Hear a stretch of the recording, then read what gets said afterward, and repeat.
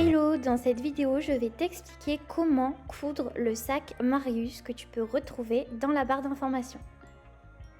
Pour réaliser le sac Marius, il faudra imprimer le patron qui se trouve dans la barre de description. Le patron est à imprimer sur des feuilles A4 et il faudra les assembler puis les découper pour avoir toutes les pièces pour faire le sac. Il nous faudra donc deux tissus. Donc on a la doublure qui va nous servir uniquement à réaliser le sac, donc l'intérieur du sac, et le tissu ici matelassé qui nous servira à faire le sac, la anse, mais également la poche. Je viens tout d'abord utiliser mon tissu extérieur et je viens positionner mon patron du sac au pli du tissu. Donc la petite flèche, c'est pour signifier qu'on va venir couper au pli. Donc j'ai bien plié mon tissu en deux, j'ai positionné le patron, j'épingle tout autour et une fois que c'est fait, je vais venir couper tout autour. Surtout, on n'oublie pas de venir cranter, donc de donner des petits coups de ciseaux au niveau des crans, donc les petits traits en forme de T que vous voyez sur le patron du sac, puisqu'ils vont nous servir à positionner la anse du sac. Une fois découpé, surtout, on ne retire pas les épingles puisqu'on va venir faire les pointages de la poche. Donc c'est les petites croix qui se trouvent sur le patron. On va prendre des épingles à tête plate et on va venir transpercer la couche de papier ainsi que les deux couches de tissu au niveau des petites croix. Une fois qu'on a mis nos 4 épingles dans les pointages de la poche, on va pouvoir venir retourner notre carré de tissu, enfin plutôt notre rectangle. Je vais prendre une nouvelle fois des épingles, donc cette fois-ci avec une tête ronde pour que je vois un peu plus facilement où est-ce que je les pose lorsque je vais venir coudre la poche. Et je viens délicatement tirer une des deux épaisseurs de tissu vers le haut et mettre l'épingle là où l'autre épingle de l'autre côté était ressortie.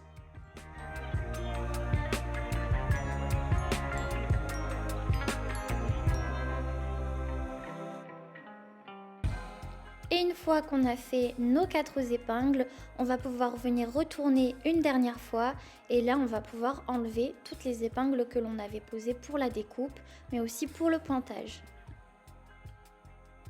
Et donc on se retrouve bien avec une des deux surfaces du sac sans épingles, donc ça va être le dos du sac, et l'autre côté on a bien nos 4 épingles où l'on va venir positionner la poche. Normalement, on a toutes nos pièces qui sont découpées, donc notre sac avec les épingles, nos deux anses ainsi que la poche qui est elle aussi coupée au pli du tissu. Donc là, le but va être de venir mettre cette poche au niveau du devant du sac, mais avant, il va falloir la préparer. Donc pour ça, je vais ouvrir mon rectangle en deux, le retourner et le plier une nouvelle fois endroit contre endroit.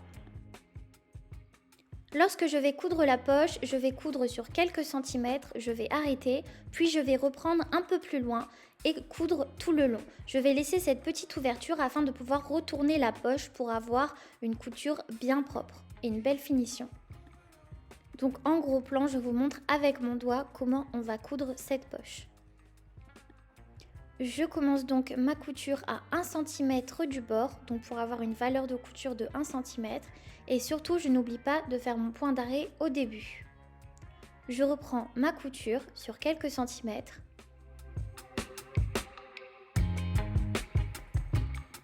Et je viens m'arrêter en faisant à nouveau un point d'arrêt. Je lève mon pied presseur et j'ai fait ma première couture. Maintenant, on va venir laisser l'espace et on va reprendre environ à 6 ou 7 cm plus loin. Je fais un point d'arrêt au début et je vais venir faire tout le tour. Surtout, je n'oublie pas de faire de jolis angles sur mes deux coins. Donc pour ça, je laisse planter l'aiguille, je lève le pied presseur, je tourne mon rectangle de tissu, je rabaisse le pied presseur et je reprends ma couture. Une fois tout le tour fait, je n'oublie pas de faire un point d'arrêt à la fin de ma couture. Avant de retourner la poche, on va venir avec des ciseaux dégarnir les angles. Donc c'est-à-dire qu'on va couper, enlever un peu de matière pour pouvoir avoir de jolis angles. Une fois les 4 coins faits, on va pouvoir venir retourner la poche par la petite ouverture que l'on avait laissée. Pour avoir des angles bien pointus, on peut s'aider d'une paire de ciseaux, les faire rentrer par l'ouverture et pousser les coutures vers l'extérieur. Ainsi, on a une jolie poche bien pointue et bien rectangle. Pour la poche, il reste une dernière étape, on va venir fermer l'ouverture que l'on avait laissée. Donc pour ça, on vient plier les deux tissus sur une valeur de 1 cm, donc la valeur de couture. On les met bien bord à bord et on vient mettre une épingle pour être sûr que ça ne bouge pas. Puis on va venir faire un point de bâti tout le long de l'ouverture.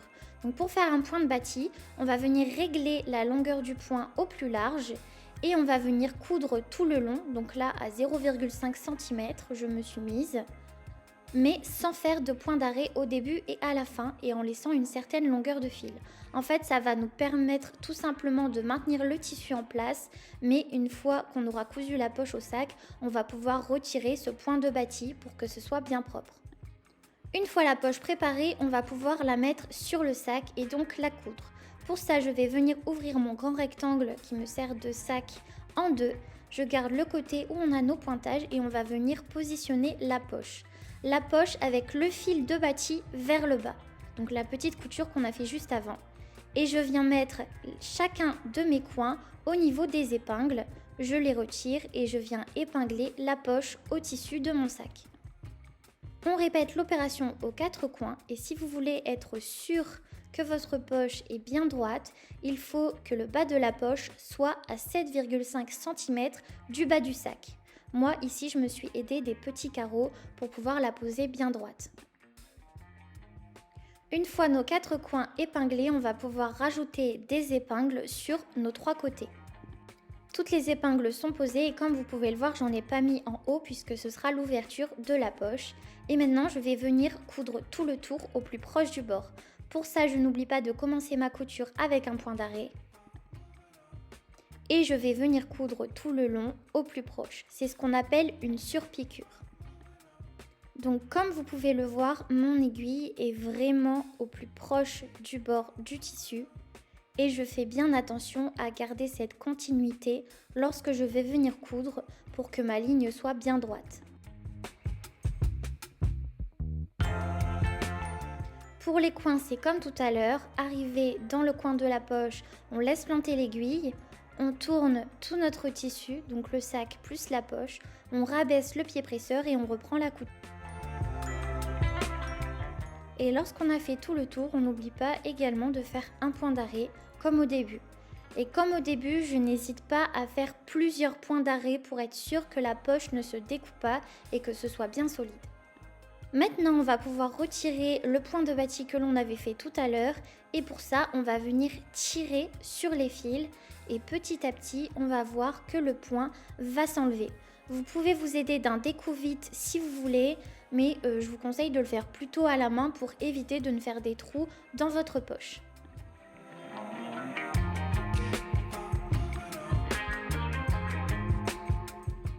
Maintenant que notre poche est cousue, on va pouvoir venir fermer le sac.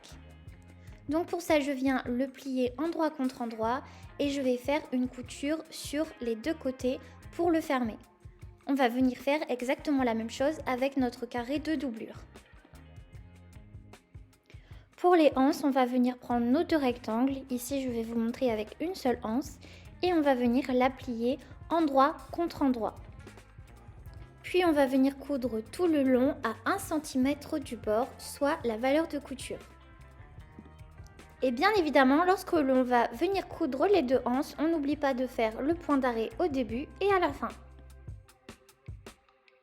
Une fois que les anses sont cousues, à l'aide d'une épingle à nourrice, on va venir les retourner. Donc pour ça, on se munit de l'épingle et on va venir la planter dans l'une des deux épaisseurs de la anse. Et avec cette épingle à nourrice, on va venir la passer à l'intérieur et on va tirer dessus tout le long de la anse en faisant avancer le tissu petit à petit avec notre autre main. Et on fait ça tout le long. Une fois les anses retournées, on va venir roulotter les bords pour bien faire ressortir la matière. Et on va coudre les deux côtés de la bande pour avoir un résultat un peu plus esthétique. Moi personnellement, j'ai décidé de faire les deux petites surpiqûres, mais vous n'êtes évidemment pas obligé de les faire. Je trouve ça juste un peu plus esthétique et ça permet d'avoir des anses bien à plat. Donc pour ça, je fais bien attention à faire ressortir ma valeur de couture, donc à bien roulotter le bord du tissu que j'ai cousu. Et je vais venir coudre le plus proche du bord possible en maintenant une couture bien droite. J'ai fait également une surpiqûre sur l'autre côté et comme vous voyez, je trouve ça beaucoup plus joli. On fait la même chose avec la deuxième anse et on va pouvoir venir les fixer sur le sac. Donc pour positionner les anses sur le sac, on vient les mettre pile entre les deux crans que l'on a fait au tout début de la vidéo. Puis je vais mettre une épingle.